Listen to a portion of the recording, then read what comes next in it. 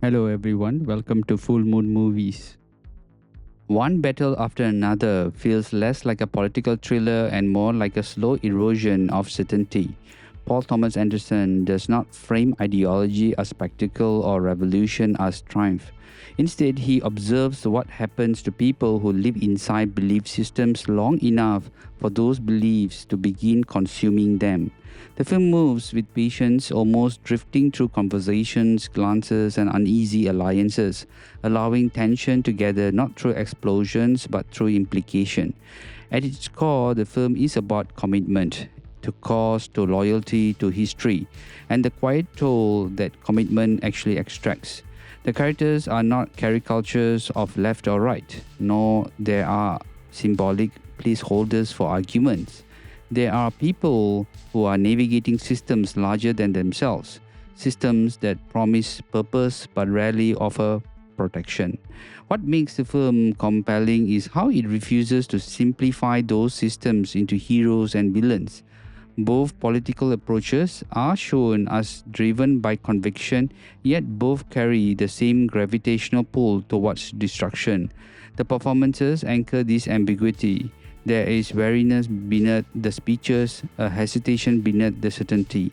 The characters speak in ideological language, but their eyes often reveal doubt or fatigue. Anderson lingers on these moments, allowing the audience to sense that belief is not a permanent state, but a fragile posture that must constantly be maintained. Now, that fragility is what makes the film feel intimate despite its political scale. Visually, the film is restrained but precise.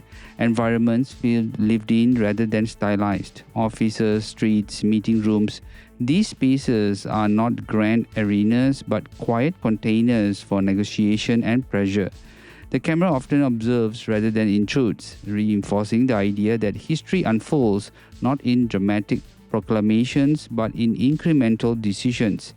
The pacing reflects this philosophy, which is steady, deliberate, occasionally unsettling in its refusal to escape.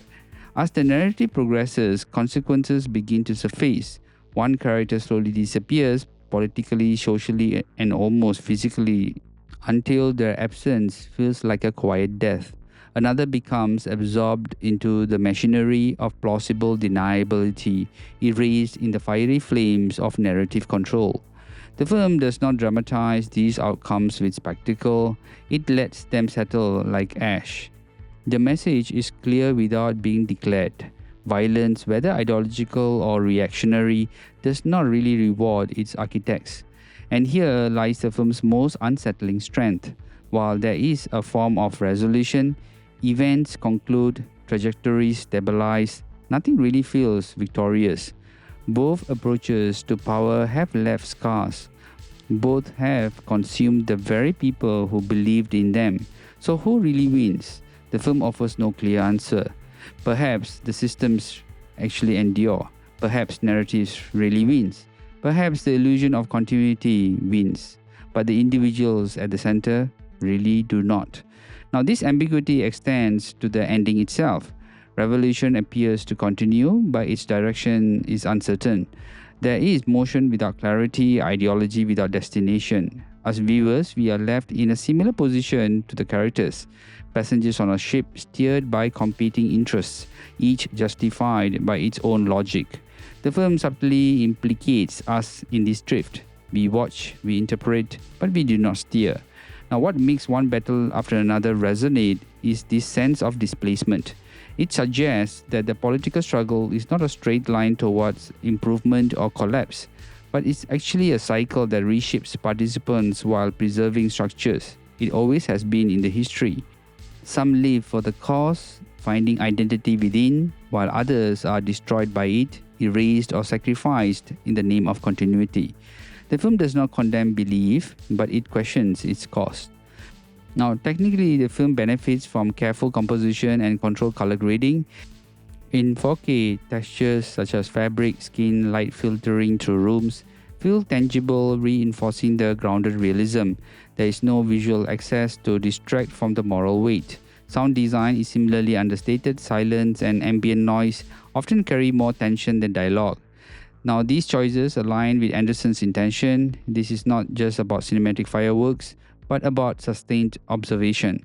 Critically, the film was recognized for its ambition and thematic depth, though some viewers found its pacing a bit demanding, and at the box office, it performed modestly relative to its scale, reflecting the challenge of presenting complex political introspection within a commercial landscape. Yet those metrics feel secondary. The film's impact lies in its how it lingers, not in how loudly it announces itself. What stays with you after the credits is not a climactic victory, but a question. If both sides lose individuals to the machinery of belief, now what does winning really even mean? If resolution exists without redemption, is it truly an end? Anderson seems to suggest that political conflict rarely concludes. In fact, it mutates. The battles change shape, but the cycles persist. Ultimately, One Battle After Another is not a film about choosing sides. It is a film about what happens when sides choose you. It reminds us that ideological promises clarity, but history often delivers ambiguity. And as the revolution continues without a clear direction, we are left to consider whether progress is really forward movement or simply a motion. Now, in that sense, the film becomes less about politics and more about the human cost. Some try to live for the cause, while others are undone by it. And the world, indifferent to individual sacrifice, moves on to the next battle. Now, this movie is a must watch.